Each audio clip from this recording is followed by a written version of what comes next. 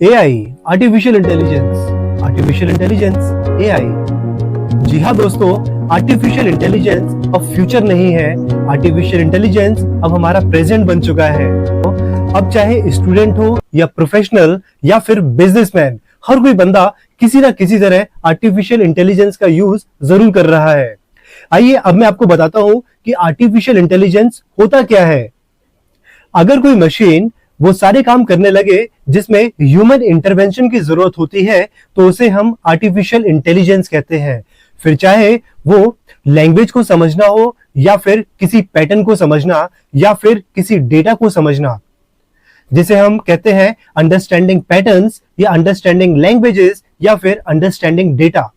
तो ऐसी मशीन्स जब किसी इन सब चीजों को समझने लगे जिसमें ह्यूमन इंटरवेंशन की जरूरत होती है तो इसे हम आर्टिफिशियल इंटेलिजेंस कहते हैं।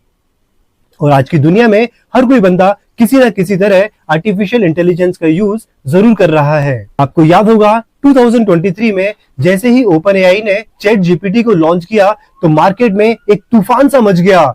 हर किसी की जुबान में सिर्फ आर्टिफिशियल इंटेलिजेंस का ही नाम था। अगर हम बिग टेक्स की बात करें तो गूगल ने बार्ड लॉन्च किया और फिर कुछ दिनों के बाद में गूगल ने जेमिनी को भी लॉन्च किया और गूगल के बाद माइक्रोसॉफ्ट ने भी बिंग एआई लॉन्च किया और फिर कोपायलट भी। और इसके बाद जैसे मार्केट में आर्टिफिशियल इंटेलिजेंस के प्रोडक्ट्स की होड़ सी मच गई हो और इसके बाद हर एक बड़ी कंपनी आर्टिफिशियल इंटेलिजेंस के लिए अपने प्रोडक्ट्स लॉन्च करने में लगी हुई है। आपको यह भी पता होगा कि बड़ी कंपनीज आर्टिफिशियल इंटेलिजेंस की क्षेत्र में काफी सारे कोलैबोरेशंस और बड़े बड़े इन्वेस्टमेंट कर रही है। कोई भी कंपनी इस आर्टिफिशियल इंटेलिजेंस की इंडस्ट्री से पीछे नहीं रहना चाहती। हर कोई चाह रहा है कि वो भी अपने खुद के प्रोडक्ट्स लेकर आए और मार्केट में उसको भी लॉन्च करे और लोग उस कंपनी के प्रोडक्ट्स का भी इस्तेमाल करें। एआई जितने हेल्पफुल है उतने ही खतरनाक भी है। यूजफुल और हेल्पफुल अगर हम बोलते हैं तो वो काफी हमारे डे टू डे लाइफ में वो हमारी काफी हेल्प कर रहे हैं। मैं आपको ये भी बताना चाहता हूँ कि जैसे आर्टिफिशियल के आने से ह्यूमन इंटरवेंशन काफी कम हो गया है तो लोगों को अपनी जॉब जाने का खतरा भी बढ़ गया है। आज हम आपके लिए लेकर आए हैं आर्टिफिशियल इंटेलिजेंस की 5 ऐसी कंपनीज जो किसी ना किसी तरह आर्टिफिशियल इंटेलिजेंस के क्षेत्र में काम कर रही है। जैसा कि हम जानते हैं कि इंडियन लिस्टेड स्पेस में कोई भी एआई प्रोडक्ट बेस्ड कंपनी नहीं है, तो हम ऐसी कंपनीज लेकर आए हैं कि जो किसी ना किसी तरीके से एआई का यूज कर रही है। तो इन टॉप 5 कंपनीज की लिस्ट में जो फर्स्ट कंपनी है उसका नाम है परसिस्टेंट सिस्टम्स लिमिटेड और ये एक ग्लोबल सॉफ्टवेयर सॉल्यूशंस कंपनी है और ये कंपनी डेटा एनालिटिक्स, ऑटोमेशन और क्लाउड सॉल्यूशंस के लिए काम करती है। इस कंपनी ने Amazon वेब सर्विसेज और सेल्सफोर्स जैसी कंपनीज के साथ में भी कोलैबोरेशन किया हुआ है। आइए अब इसके फंडामेंटल्स की बात करते हैं। इस कंपनी का मार्केट कैपिटलाइजेशन 51.8 थाउजेंड करोड़ का है और अब इसके ROE और ROCE की बात करें तो इसका ROE 24.5% का है और इसका ROCE की बात करें तो ये 29.8% का है और ये करेंटली 3,300 रुपीज के आसपास में अवेलेबल है। और इस लिस्ट की जो सेकंड कंपनी है उसका नाम है टाटा एलेक्सी। जी हाँ दोस्तों, ये टाटा एलेक्सी कंपनी टाटा ग्रुप की कंपनी है और आप सभी इससे काफी फेमिलियर भी होंगे। एक लीडिंग सर्विस प्रोवाइडर भी है डिजाइन और टेक्नोलॉजी सर्विसेज के लिए। ये काफी सारे सेगमेंट्स के लिए काम करती है, फिर वो चाहे ऑटोमोटिव हो, मीडिया हो, कम्युनिकेशन हो या फिर हेल्थ केयर। ये इन सभी इंडस्ट्रीज के लिए काम करती है और अपनी सर्विसेज प्रोवाइड करती है। आइए अब इस कंपनी के फंडामेंटल्स की बात करते हैं। तो इस कंपनी का मार्केट कैपिटलाइजेशन 44,000 करोड़ का है।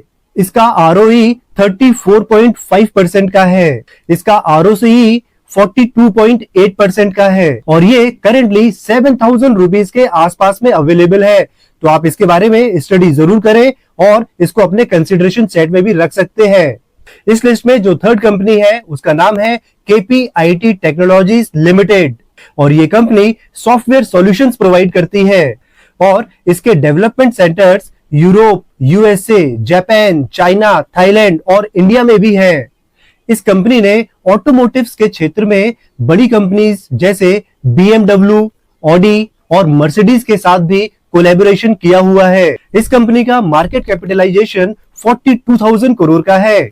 इसका ROE 31.2% का है और इसके ROCE की बात करें तो ये 38.4% का है और ये करेंटली 1500 रुपीज के आसपास में अवेलेबल है। तो आप इसके बारे में भी स्टडी जरूर करें।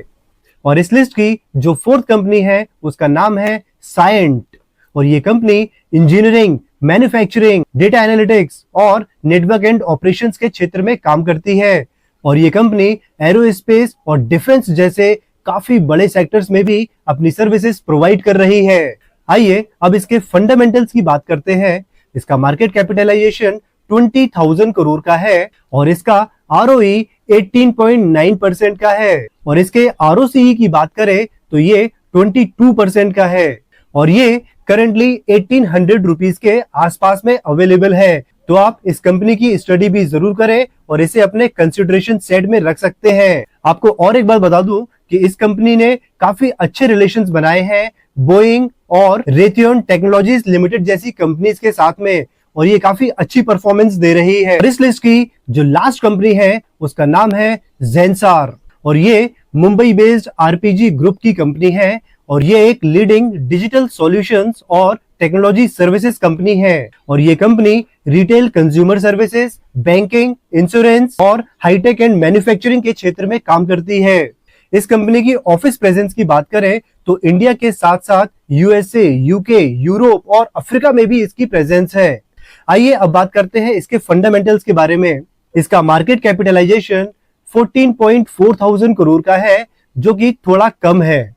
इसका ROE 20.3% का है और इसका ROCE की बात करें तो ये 25.6% का है और ये करेंटली 630 रुपीज के आसपास में अवेलेबल है। तो ये थी आर्टिफिशियल इंटेलिजेंस के क्षेत्र की 5 ऐसी कंपनी जो किसी ना किसी तरह AI के क्षेत्र में काम कर रही है। आप सभी लोग इस कंपनी के बारे में स्टडी जरूर करें और इन्वेस्टमेंट करने से पहले अपने फाइनेंशियल एडवाइजर से भी कोऑर्डिनेट जरूर करें। अगर आपको ये वीडियो काफी इंफॉर्मेटिव लगा हो तो इसे लाइक और शेयर करना बिल्कुल ना भूलें और अगर आप इस चैनल में नए हैं आप इसे सब्सक्राइब भी जरूर करें जिससे मेरे आने वाले वीडियोस आप तक डायरेक्टली पहुंचेंगे। जैसा कि आपको पता है कि मैं हमेशा ऐसे सेक्टर लेकर आता हूं आपके लिए बिजनेस फ्यूचर ओरिएंटेड होता है और उसमें इन्वेस्टमेंट और आपके पोर्टफोलियो को बढ़ाने की काफी ज्यादा क्षमता होती है।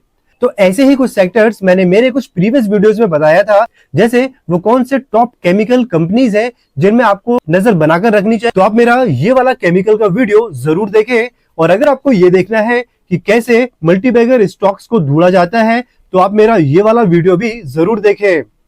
और अभी तक आपने अगर मेरे चैनल को सब्सक्राइब नहीं किया है तो चैनल को सब्सक्राइब भी जरूर कर ले क्योंकि ये मेरे वीडियोस को डायरेक्टली आप तक लेकर आएगा।